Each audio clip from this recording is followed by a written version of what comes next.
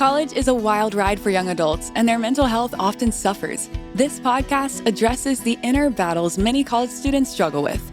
You're listening to Normalize It Forward, where we have raw, unfiltered conversations about young people's biggest mental health problems, how to handle them, and how to achieve a more resilient mind. Time to get rid of those heavy burdens and focus more on self-love and care. Here is your host, Mark Lehman.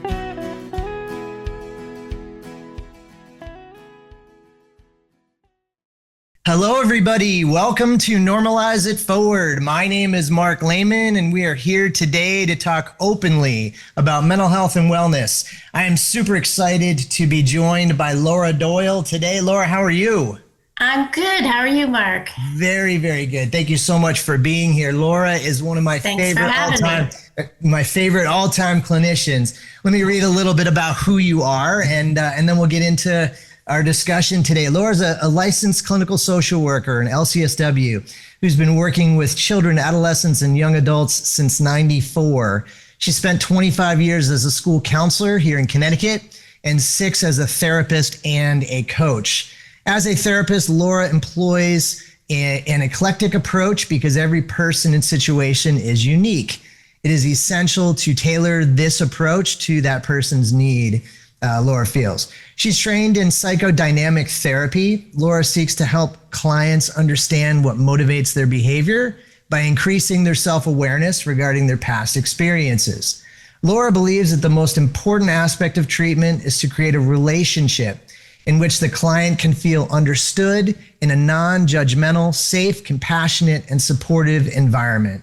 Laura believes that listening, hearing, and understanding each individual's concerns and struggles is paramount, both in initial sessions and as the work together progresses. Laura has a particular interest and ample expertise in working with students with ADHD and often accompanying issues of executive functioning, anxiety, and depression. Laura also has significant experience working with many different types of anxiety and depression. As a parent of one recent college grad and one post-college young adult, Laura has a multifaceted and extensive understanding of issues students face in today's world. Welcome, welcome, welcome, Laura. Thanks so much for having me. Glad to be here. Of course. You know, I was really looking forward to this conversation today because I really value your background, your experience. You know, my listeners, many of them, maybe in that spot where they're sending their kids off to school in the next couple of months and really trying to get a sense of, adolescence, teenage years and sort of what that brings, especially with this transition off to college. A huge question, but I guess I just wanted to ask your thoughts on the transition to school and kind of how that mixes in with mental health. Oh boy, that's a big question. It's a big one. I know. Question. And obviously, it's going to be different for each individual student. And I think for students who are struggling at the end of high school, right? We see a lot of burnout in high school students with the expectation of multi APs and the high rigor that is expected. We see a lot of high school students just not having a lot left in the tank at graduation, and then they have to pretty quickly refuel and turn around for this next endeavor. I think that having that more empty tank puts students a little bit more at risk for a bumpier transition.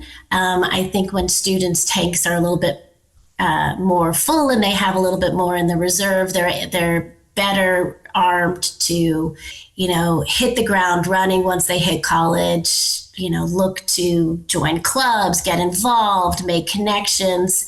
It's when we see students that are a little more reserved to make those connections that the transition tends to be a little more bumpy. It's a great. I put you on the spot, asked you a hard question to start today, but it's a great answer, Laura. I wonder.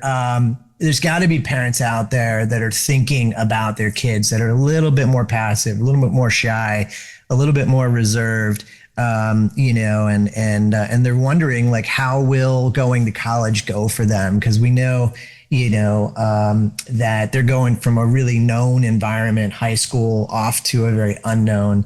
And most kids are going to college with no friends and really no knowledge of other kids. I can imagine that being really overwhelming for some. I can imagine it can be too. Yeah. And what's different now than was a few years ago or years ago is social media sort of comes into play here. And that, back in the olden days when I went to college, we didn't have social media and we showed up on campus and we made connections there. Now there's pages for accepted students to whatever school, and there's a whole process that's really painstaking for students, I think, is finding roommates, getting connected to somebody, making connections before they end up on campus. There's a lot that goes into that, and I don't know whether social media helps or makes it more challenging, but that's definitely a part of it. Go ahead. No, I just say that's a great point. I hadn't thought of that, but I mean, every year, I'm sure you have this too with your students. Every year, students accept, and then the first thing they do is they jump on Instagram, and they try to find a roommate and they connect, and it's like, it's really just an exchange of like cursory information and, real basic stuff. But I think for some kids that really helps reduce the anxiety of going. Then you have some connections when you arrive. You're not brand new. Yeah, I'm smiling because I had a kid ask me recently, did you go random when you went to college? And I'm like, that's all they had. That's all they had. Exactly. It's like we just showed up, and you got paired up with somebody. But so times have changed. There's no doubt. And I think, I'm a fan, Laura, of practical information. And so, I guess I'd ask the question, you're a parent, you've got a kiddo who doesn't have super strong social skills. You had mentioned a moment ago, like joining a club, joining an organization. How do you get a kid to take those steps if they're shy and let's say nervous to do so? What do you think? That's a great question. I think it's about finding something that they're interested in, right? And big universities these days, colleges, they have clubs for. I feel everything. Like there were, there's the cheese club, right? If you like cheese and you want to talk about cheese, go talk about cheese. Mm-hmm. So to find something that leans into their interests, where they're going to also connect with people who have similar interests, and therefore some connections can start. But it's really about taking that leap of faith in the beginning of the year and going to the freshman college fair and walking around. Even if you're doing this alone, maybe you have someone on your floor that you can go with, but signing up for more clubs than you think you want to be a part of, because they don't always work out.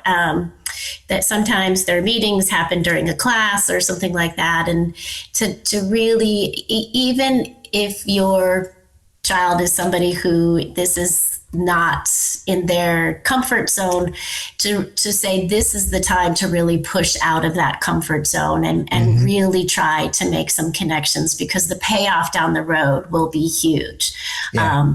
And I know it's the hardest time to push out of their comfort zone because they've already pushed out of their comfort zone to just show up on campus. That's right. Yeah. That's right. It's funny. I'm on Instagram way too much for my business. And some of my favorite videos that I see are students that are third year, fourth year graduating, and they're giving freshmen advice, right? And the number one advice they always say is get involved. And I think that's easy to say, hard to do, right? Right. But your point's a good one. And I've noticed a lot of the schools are going to these activity fairs, whatever they call them, the first week or two of school in the fall. And so you can, if you're okay with crowds, and some kids aren't, but you can go to something like that and just leave your email with a bunch of different clubs and let them contact you, and kind of strategize that way. So I love that tip. I think that's a great suggestion. I think you put it best. Take a leap of faith. take a chance. And let's just say if it doesn't go well, you don't go back, but you try. And I think for college freshmen, that can make a huge difference. Huge difference. Yeah. Yeah. One other piece that I think could be really helpful for incoming freshmen is become a regular. Become a regular at the same spot in the library or the same study room, or if there's a coffee shop, become a regular at the student union, become a regular somewhere. And if you keep going and you keep, you'll keep running into the same people. And even if you're super, super shy, somebody's going to start talking to you and you will respond. And maybe there's a connection there, but become a regular.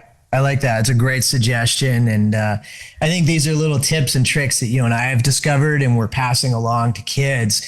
If parents are listening, definitely bring these up with your kids, because certainly I think any leg up kids can have on the social side really makes them feel grounded and, helps them a lot. I'm curious, you've seen students come out of public, you've seen students come out of private schools. Any difference that you notice just in general?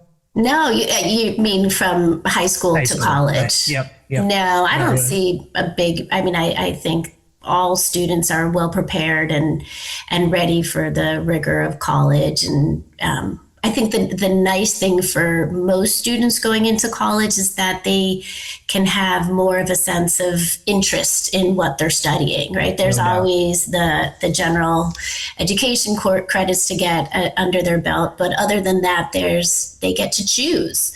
And I think for all students, whether coming private or public, that's definitely a benefit of getting to take what you're more interested in. No doubt. I don't see any significant difference of students coming out of public schools versus private high schools. I figured I'd ask because I know you've worked at some and you've seen kids through the process. I'm curious. So the topic of wellness comes up probably at every show that I do, and I feel like in college that's such a huge topic that I think is overlooked by many. I'm curious, when you think about wellness of a college student, what does that mean to you, Laura? Oh, I'll go to the basics. Okay.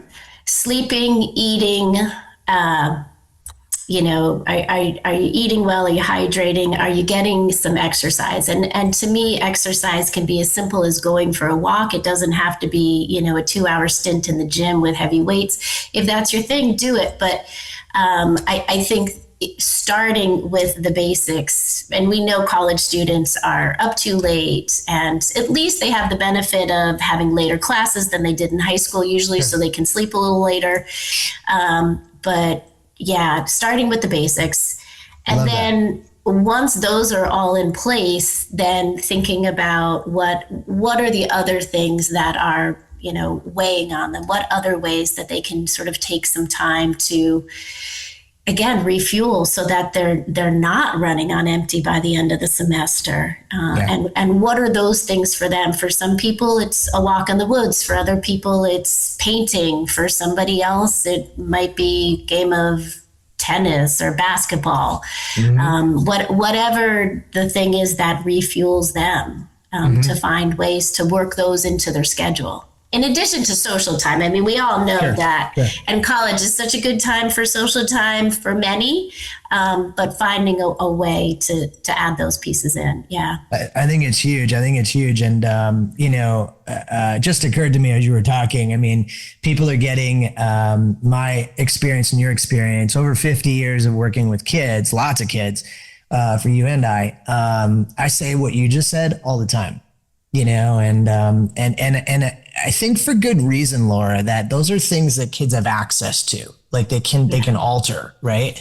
And so it comes down to like making decisions. Like, do I go to bed at 11 or at 3? Do I have 3 square meals of decent nutrition, or do I eat a whole bunch of awful food? Right. I think those decisions are huge, because to me, most kids can every day kind of choose to go for that walk, or just move their body. And I believe those 3 things, eating, sleeping, exercise, really help manage mental health symptoms tremendously. So those kids that are going off to school, be thinking about that. Be thinking about, okay, how do I incorporate these things? Because every kid has the opportunity to do those. And I'm not sure every kid I speak to does do those, you know? So just something to consider, because I think, you know, we've all been there where, you know, your buddy approaches you at 11 o'clock at night and says, let's go watch this movie. And you're like, that sounds great. And next thing you know, it's 2 o'clock in the morning. Right.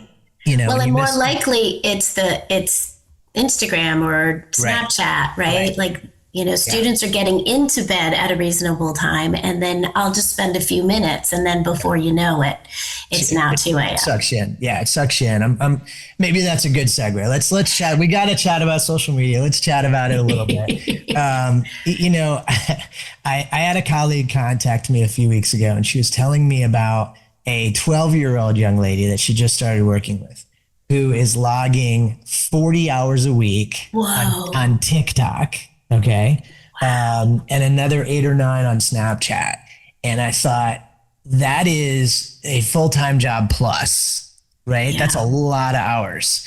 And you know, those numbers seem crazy to us, but like, you know, I bet you if we started looking at more and more kids, I'm looking at some of my patients, you know, their phones. But those are hours that are not super uncommon. You know, maybe those are a little inflated. But that's a lot of time. That's a lot of time. It's a lot of time. Yeah, yeah. So, all right, I'll just ask you the huge question and put it out there. How does that type of time impact a person's mental health from your perspective? Oh, well, I mean, that's an easy question. It's not good, right? We know it's not good. It's the whole, everything on social media is cherry picked to be pretty and beautiful and ideal, and makes us forget that life is this balance of these lovely moments and less lovely moments. Yeah. And social media makes it seem like if we have any less lovely moments in our lives, then our lives aren't good enough. And there's so much comparison, and we know that comparison's the thief of joy, and it never really gets us to feeling better about anything. I will say, look, I'm on social media myself. I love to watch a good cat or dog video. Love the dog videos. Love them. There's my downfall right there. But I think it's, you know, it's about like so many things in our world. It's all about moderation, right? Yeah. Like we don't eat sugar all day long because we have to eat sugar in moderation. And I think social media is the same way. I know more and more schools are getting phones out of the classroom, and schools are seeing a resurgence of, I'm going to say, old timey things like hacky sack. You know, hacky sack. Right. This is awesome. I love it. Right? Like kids are out bopping the ball away. I could never do it, but what a great way for them to spend time to interact in real life with each other as opposed to on a screen. So like social media has its place. I think of it again as you know, as you imagine a tree. But it is not something that we should be spending all day on. So limited time. I talk about, I on iPhones, I don't know Androids as well, but on iPhones, you can set restrictions so that you just have a notification. For some students, that helps. For other students, they just ignore it and go past. And you can also get notifications of how much time they're spending on their phone. And it sounds like you've had these conversations too, where I'll ask a student to pull it up, like, how many hours have you been on your phone? Shocking. It's shocking. And sometimes parents are shocked, you know? Yeah. They have no idea. So no, I appreciate that. And I think you hit the nail on the head. Everything in moderation. And I think because these things are just sort of like an extension of our arms, you know, they're available all the time. They are. And so, you know, what better way to kind of fill our time, right? But as you said, you know, a simple dog or cat video ends up being, you know, instead of 10 minutes, it ends up being 2 hours, and we're just lost in, you know, the algorithm. So, you know, I would just point out to both kids and parents, like I'm just thinking about what you just said about sugar. always good to have a nice slice of pie or dessert or something like that. We would never eat the whole pie, right? Yes. And so I feel like kids are eating the whole pie every day, like regularly. Multiple pies every day. And, they're sort of facing against the odds here because there are office buildings after office building filled with people whose entire jobs are to keep them eating the pie. Right. Yeah. It's a great point. And I think, video games are very similar, but I think a little more transparent. Kids understand that concept. Whereas, kids on their phones, I would also argue that, going to college, to me, one of the really awesome opportunities and experiences kids get is to meet new people. And it's really hard to meet somebody when your face is in the phone. So I love the story about hacky sack. I've actually heard the same thing recently. And I encourage kids to, anything that they're able to do out and about, interacting, having the time like this and have a conversation. I think any of that is great. So awesome. Awesome to hear. So wellness, and, we sort of swayed into self-care, which I think is an equally important topic that I talk to kids about a lot in school. I guess I'm curious just to ask also, we kind of jumped over academics. What do you typically see students that, when they're transitioning and they're heading off to school? We've got some students that are sort of prepared well and they sort of hit the ground running and they know what they're doing. Got other students that are a little surprised in terms of kind of the shift that takes place academically. Can you talk on that a little bit, just in terms of what you see with your students? Yeah, I mean, there definitely is more independence in being a college student versus high school. In high school, your teachers will kind of look over your shoulder, make sure you're doing what you need to do. That happens, but much, much less in college. And usually if you're hearing from your professor, it's not good news. It's, you've got 3 assignments overdue. I'm really worried about this class. Maybe you need to talk to your advisor about dropping the class. You don't want to get into that kind of situation. So, no doubt.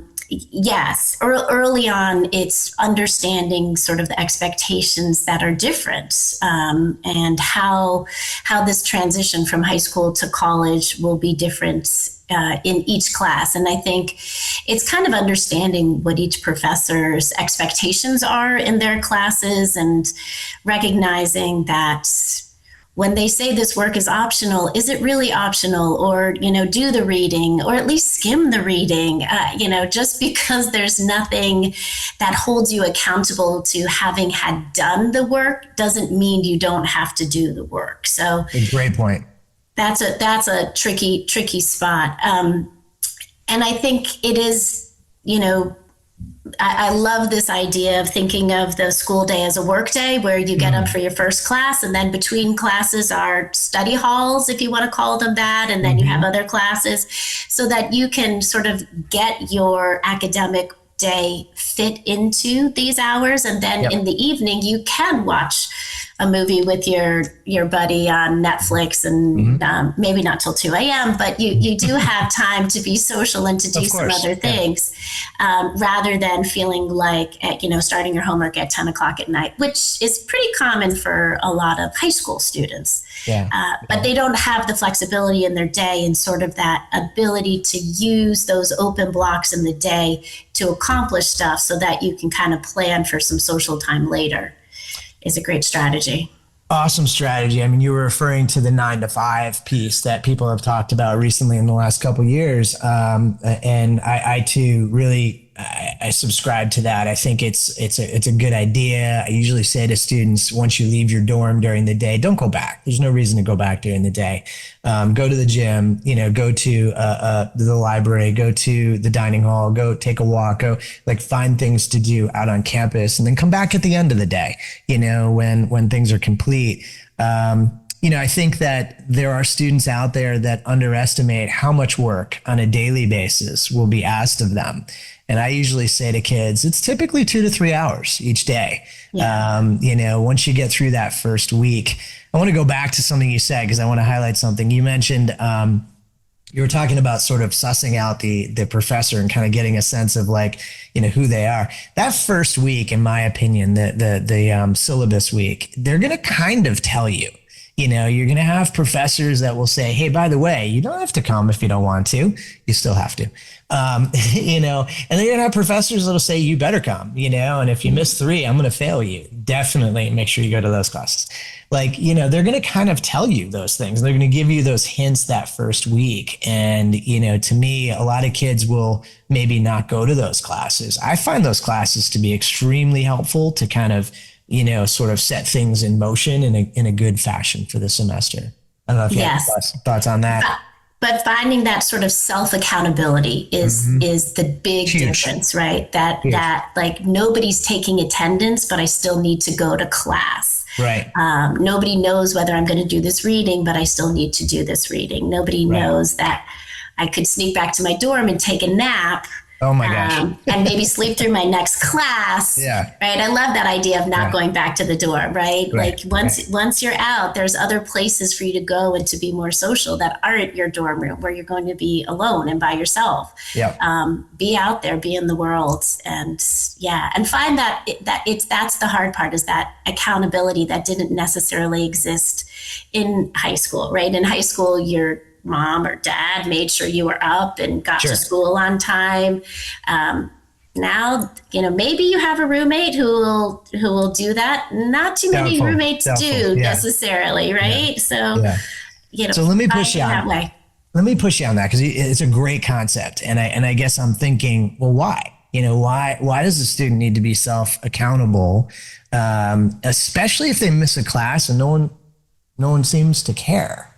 Like, what do you think? Oh, it matters though. I mean, your professor notices. Your professor notices. And yes, I've heard like there's 500 people in my class. Okay, well, usually in a class like that, there's some other way of sign-in. So it's not just that, if you're in a smaller class and there's 20 people, your professor knows you're not there. So reaching out and saying, hey, so sorry I missed class, just, sending them an email, and is there anything that I should know or do, or goes a long way with professors. Sure does. Huge. I love that concept. And, my feeling is this, whether your professor knows or not, at some point you're going to hit something that, it's like driving fast, like at some point you're going to either get a ticket or get into an accident, or something's going to happen. Right. To me, if a kid misses a class, it kind of like driving fast, they miss a class and nothing happened. Well, they're likely to do it again and again and again. And it's like, all right, at some point you're going to fail that class, and oh, by the way, that means you got to take it again. So, I don't know. I think the self-accountability piece to me is huge. I think it grows a kid up too, to kind of say, hey, this is mine. Like, someone's paying for me to be here, and this is my job. Like, I gotta do this, right?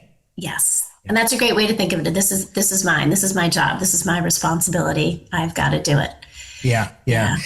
So I'd be remiss if I didn't ask you a little bit more about mental health, because you and I work obviously with a lot of mental health, and you and I know the mental health numbers in college are not great. The stats are, not wonderful. And, I think one of them that when I present, I talk a lot about, because I think it's a little shocking for parents, but truthful, is the national number of kids that walk around college campuses is 1 in 9 that have suicidal ideations.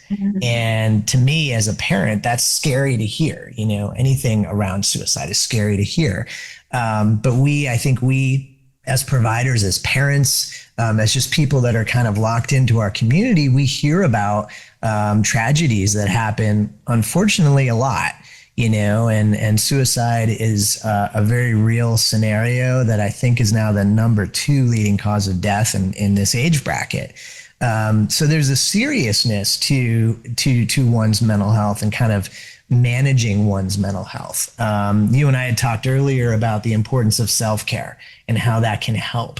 What are some of the other things that, as a therapist, Laura, you make suggestions to or talk to kids about so that they're remaining more balanced throughout their days at school? That's a good question. I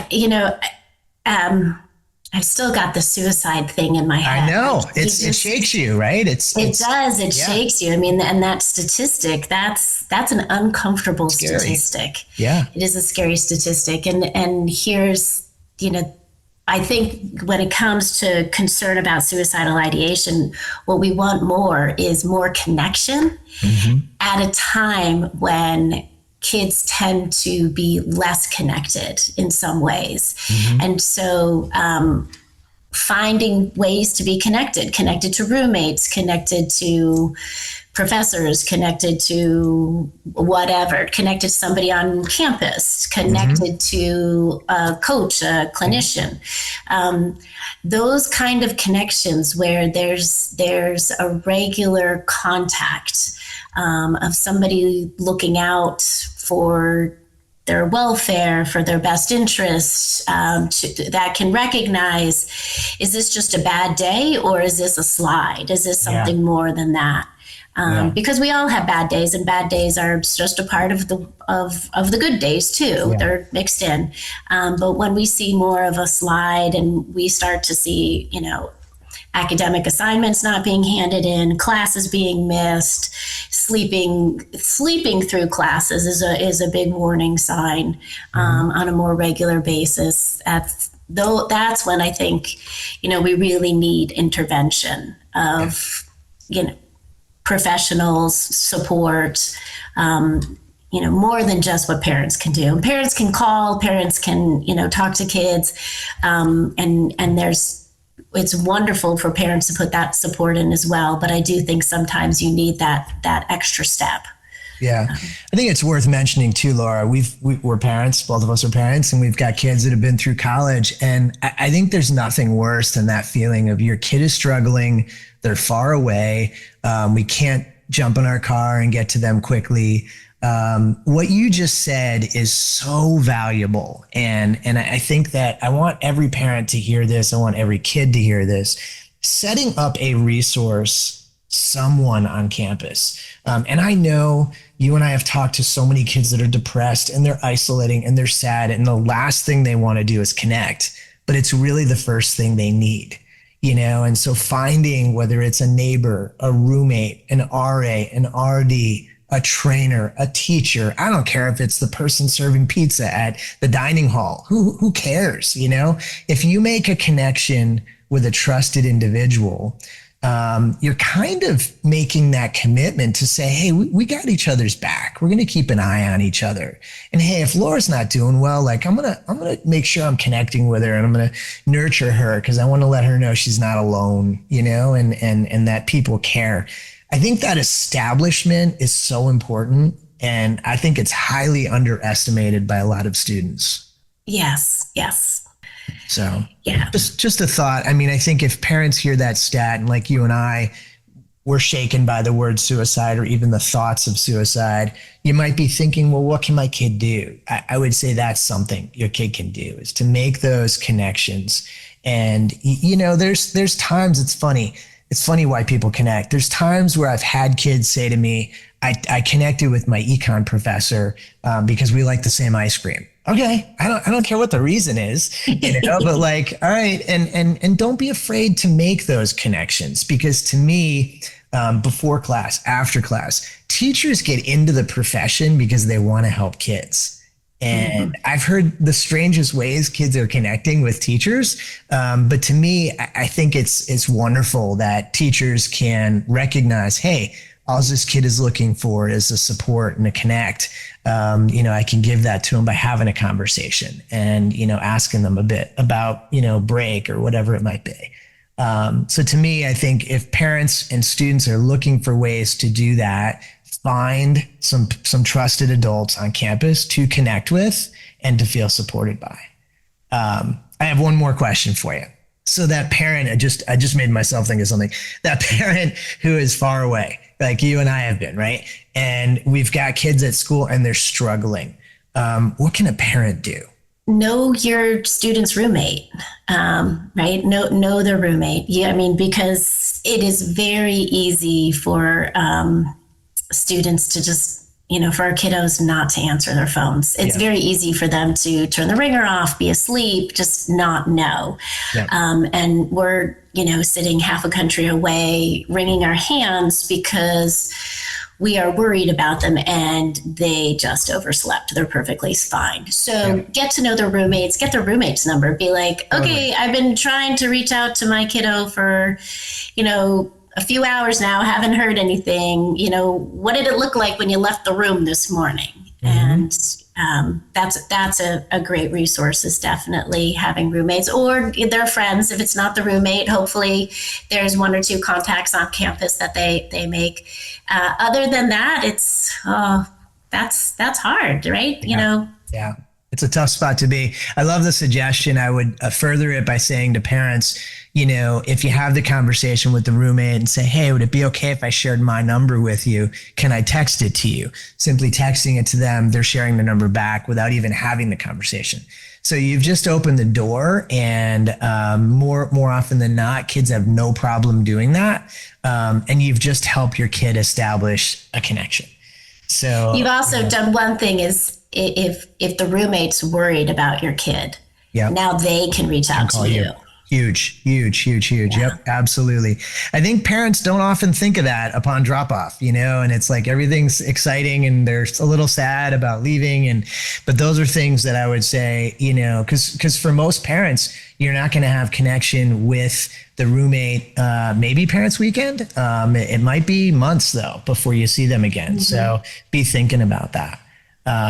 So anyway, Laura, I so appreciate you spending some time with me today. Can I put you on the spot and ask you one last thing? You're going to put me on the spot. Okay. Yes. I'm not sure I'm prepared. I'm not sure. Oh, you're good. You're good. So normalize it forward. The way we have it set up is, I have my guests try to think of a friend, a coworker, a relative, someone that you'd want to nominate that I'd have on the show at some point. Any thoughts, that you have kind of in your Rolodex, of people? I'm thinking Brenna Chaputi. Oh, all right. Working in a private school. Yeah. Brenna would be great. Yeah. Yeah. I know Brenna will. Brenna, you heard it. You've been nominated. I will reach out to Brenna and get her on the show. She'd be great. Brenna is a social worker, I believe, on the middle school level now, right? Middle school at Kingswood, Oxford. Yeah. Yeah, definitely. She'd be a great person to have on the show. Awesome. Well, listen, have a great rest of your day. Thank you so much for spending time with us today, Laura. Thank you for having me, Mark. Appreciate it. Have a wonderful rest of your day. You take care. That's all for this episode of Normalize It Forward. May this conversation serve as a reminder that you are never alone in facing your mental health struggles. There are always people who can help. To dive even deeper into our journey of normalizing one of the biggest issues young people face, check out more episodes of the show at youareheard.com. It's UAREHEARD.com.